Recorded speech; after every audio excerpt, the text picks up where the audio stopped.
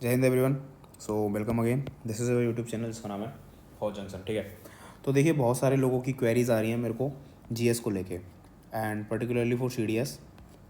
ठीक है, कि सर कौन सी अप्रोच बेस्ट है ना, क्योंकि कुछ लोगों का कहना है कि सर 1 बाई 1 करें क्या, लाइक पहले पॉलिटी कर लें, फिर उसके बाद ज्योग्राफी स्टार्ट करें, फिर उसके बाद फिजिक्स स्टार्ट करें, फिर केमिस्ट्री, है ना। कुछ लोग पूछ रहे हैं सर या आप पैरेलल करें कि सारी सब्जेक्ट्स एक साथ थोड़ा थोड़ा।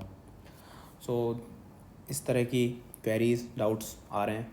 ठीक है, तो in this video I will tell you, है ना, क्या अप्रोच मैंने यूज़ की थी, है ना, and that seems logical to me. Okay, I will tell you, है ना, कैसे कि लॉजिकल कैसे है, क्योंकि मेरे से ज़्यादा सोशल स्टडीज़ ख़राब नहीं हो सकता आपका। मेरे 49 मार्क्स थे 10th में।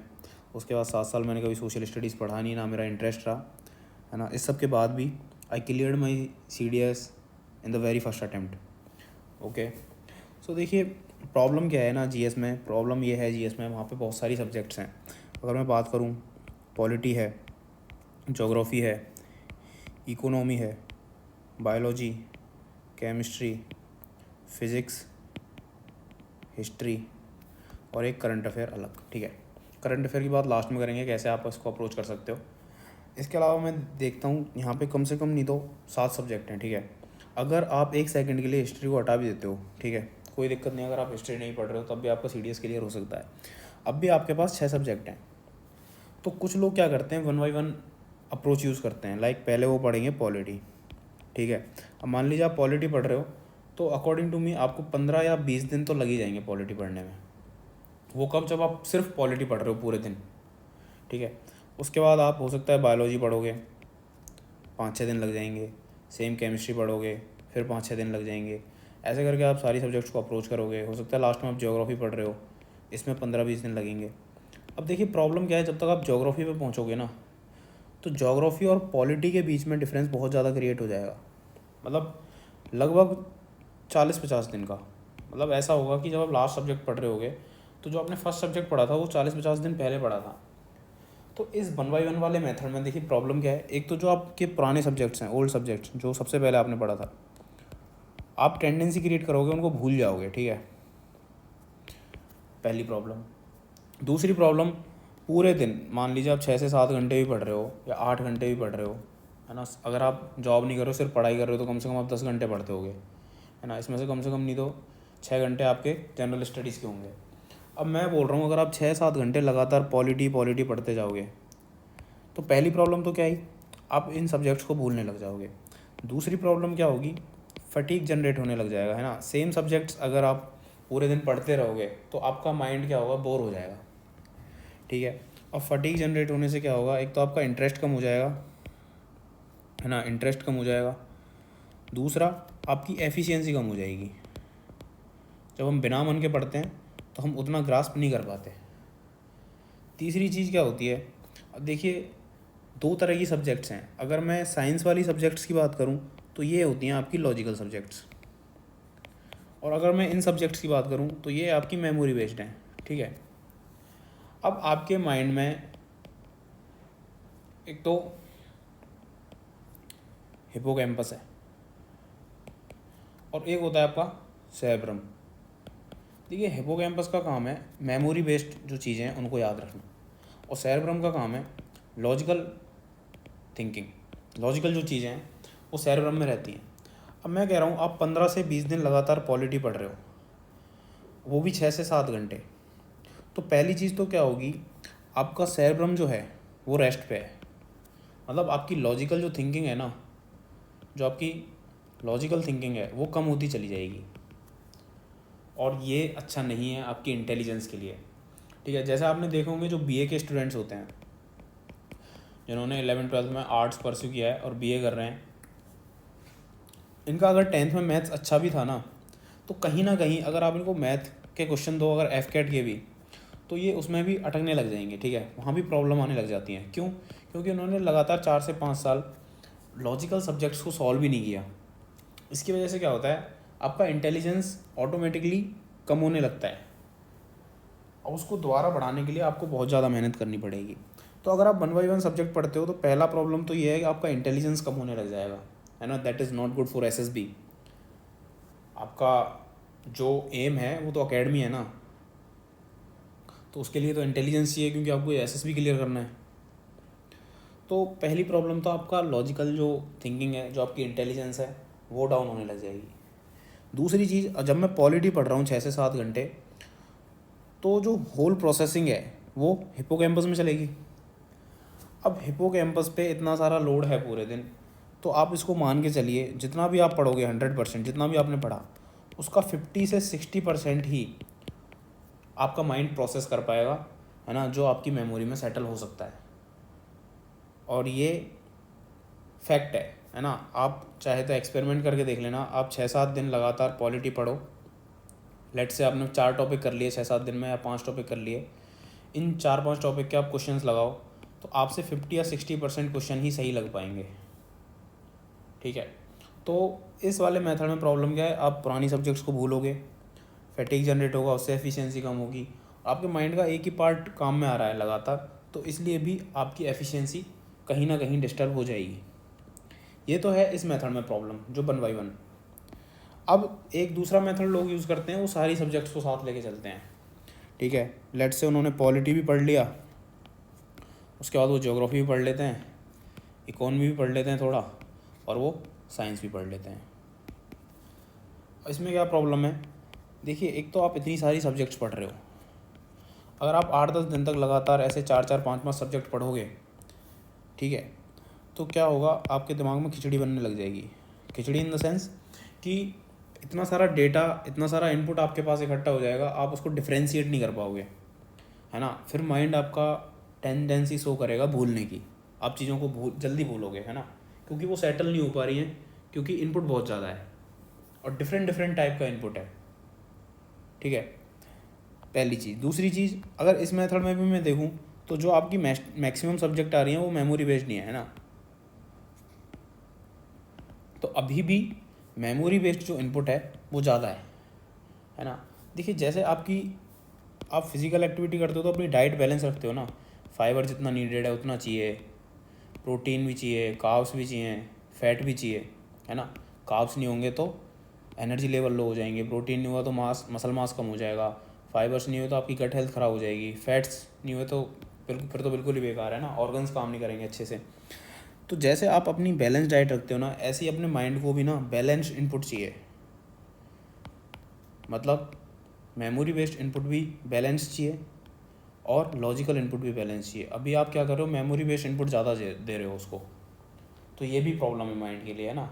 और दूसरी, वो डिफ्रेंशिएट नहीं कर पाएगा इनपुट के बीच में, तो आप फिर वही टेंडेंसी आएगी आपकी, आप चीज़ों को भूलोगे। ठीक है, तो ये मेथड भी सही नहीं है।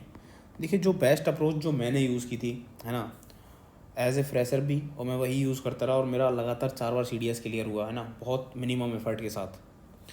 देखिए, आप जब पॉलिटी पढ़ रहे हो तो आप इसके साथ केमिस्ट्री पढ़ लो, जब आप ज्योग्राफी पढ़ रहे हो तो इसके साथ आप फिज़िक्स पढ़ लो, और जब आप इकोनॉमी पढ़ रहे हो इसके साथ आप बायोलॉजी पढ़ लो। देखिए, मैं ऐसा क्यों बोल रहा हूँ, क्योंकि यहाँ जो तीनों सब्जेक्ट लिखे हैं वो मेमोरी बेस्ड हैं कहीं ना कहीं, और यहाँ साइंस के तीनों सब्जेक्ट हैं जो कि लॉजिकल हैं। ठीक है, जब आप पॉलिटी पढ़ोगे और उसके साथ साथ केमिस्ट्री पढ़ोगे, तो आपका जो माइंड के लिए इनपुट है ना वो बैलेंस्ड रहेगा, है ना। बैलेंस रहेगा तो माइंड एफिशिएंटली काम कर पाएगा, पहली चीज़। दूसरी चीज़, अब आप सिर्फ 2 ही सब्जेक्ट एट ए टाइम पढ़ रहे हो, तो बहुत ज़्यादा इनपुट नहीं है।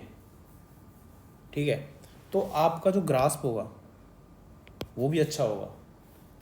थर्ड, आपकी जो एफिशिएंसी होगी वो भी अच्छी होगी। देखिए, आप इस मेथड को फिर वही, जैसे मैं बोल रहा था कि 6-7 दिन आप ट्राई करो, तो अगर आप इस मेथड को भी 6-7 दिन ट्राई करोगे ना, और इन 2 सब्जेक्ट को पढ़ते हो शुरू के 6-7 दिन, तो उसके बाद क्वेश्चन लगा के देखना, तो मोस्ट प्रोबेबली बहुत ज़्यादा चांस है कि आप 70 to 80% क्वेश्चन सॉल्व कर पाओगे। क्यों? क्योंकि आपका ग्रास बढ़ चुका है।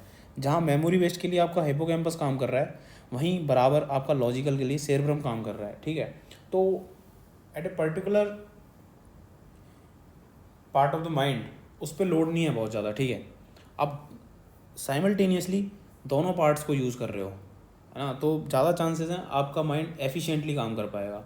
ठीक है, और होता क्या है, जब आप दोनों तरह का इनपुट माइंड को देते हो ना, तो माइंड फील्स गुड। साइकोलॉजिकली क्या होगा, आप अच्छा फील करोगे, तो आपको और पढ़ने का मन करेगा। देखिए, ठीक है, आप क्या करते हो, 8-10 घंटे पढ़ने का टारगेट सेट कर लेते हो, है ना, कमिटमेंट कर लेते हो।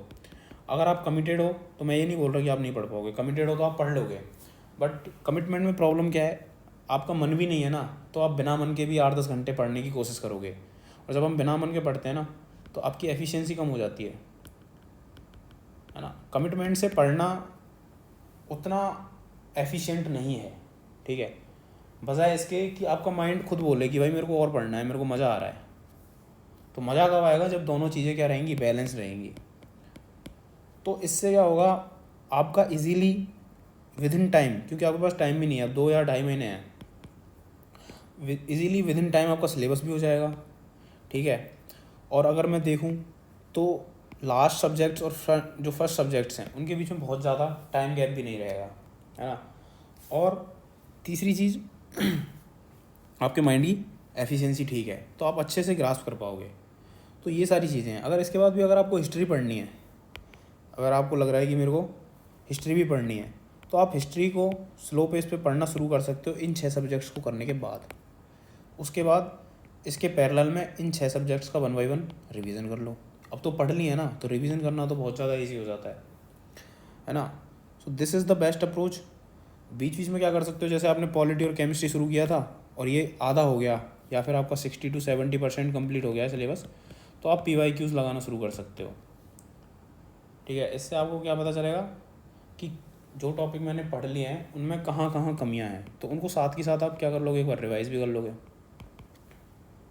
तो चांसेस हैं आप चीज़ों को एग्ज़ाम तक पकड़ के रख पाओगे, है ना।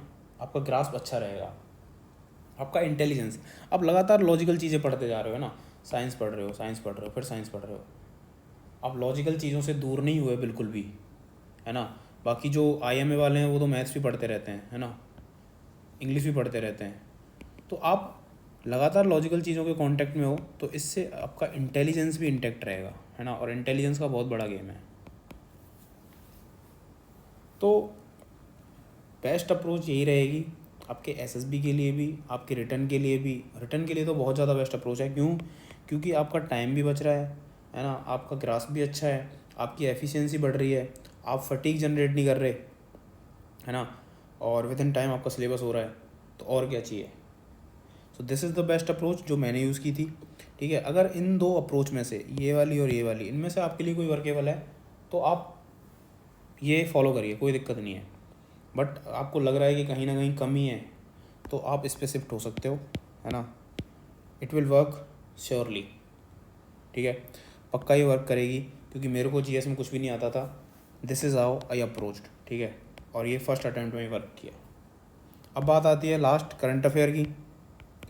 तो करंट अफेयर आप डेली पढ़ो, और डेली करंट अफेयर में मैं बोलूँगा आप एडिटोरियल पढ़ो, और ऐसे न्यूज़ पढ़ो जो थोड़े इश्यूज़ पे बेस्ड हैं, मतलब जो आपके थॉट प्रोसेस को क्लियर कर सकें।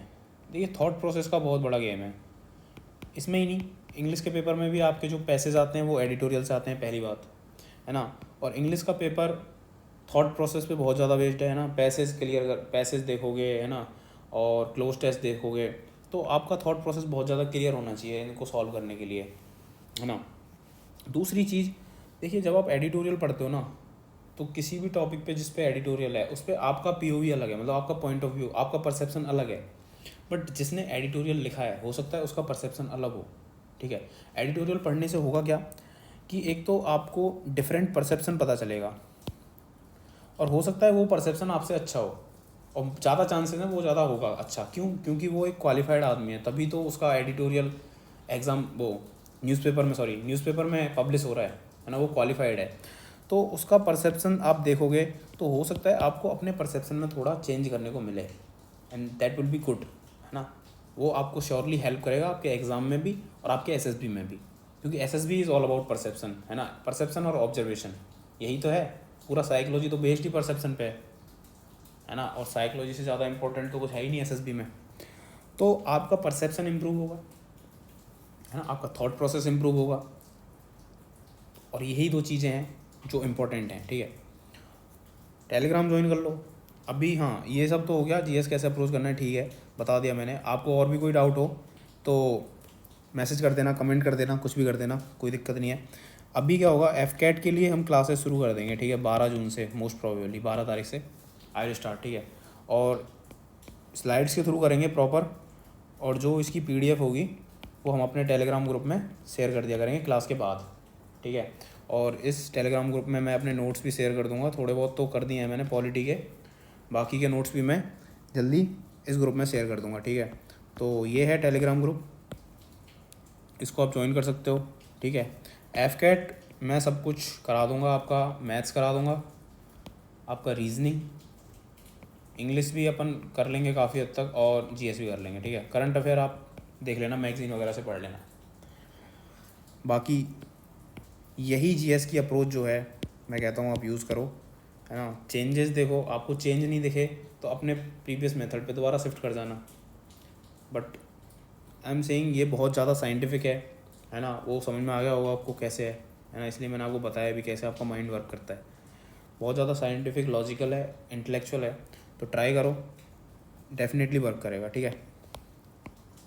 जय हिंद।